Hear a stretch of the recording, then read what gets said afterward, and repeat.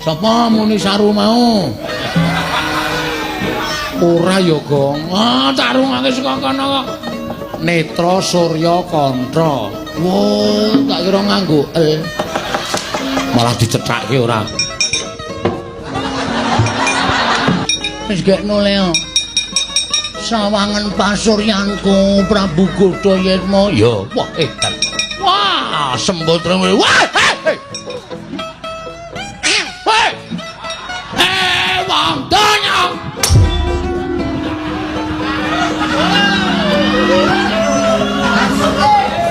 Sama bojone ndara-ndara ki sapa? Parmi.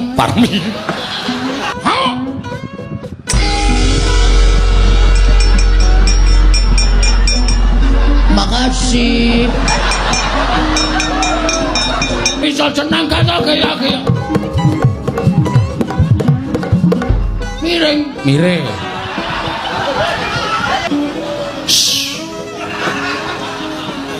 Kok kaya bojoku nek nguyuh. Lho. Nanggap jatilan kok terus. Aduh, Yung. Belum berapa lama kita duduk dengan Bimbang. Pakai sarung saya. Sebabnya ketemu sampean mesti belani Kurawa. Sing kandha sapa?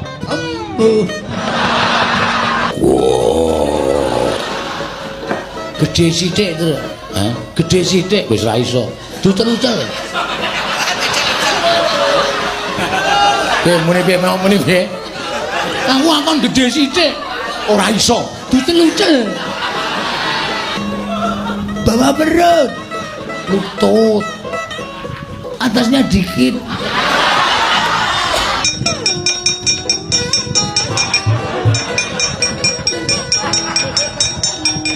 Alu gorongnya nak nyimpen dah tadi ngonak-ngonaknya.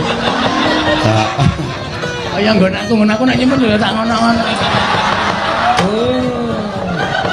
Engko mapan dhewe dengkulmu melocot ora.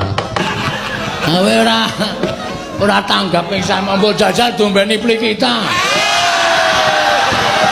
Aku padamu. Ayo Rasuti. Ayo ora.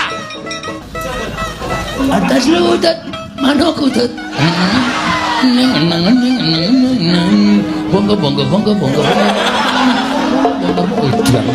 Yen perlu kita labui. Kowe tak belani. Tas. Oh iya. Aku nang kono. Aku artos malah kleru ndas.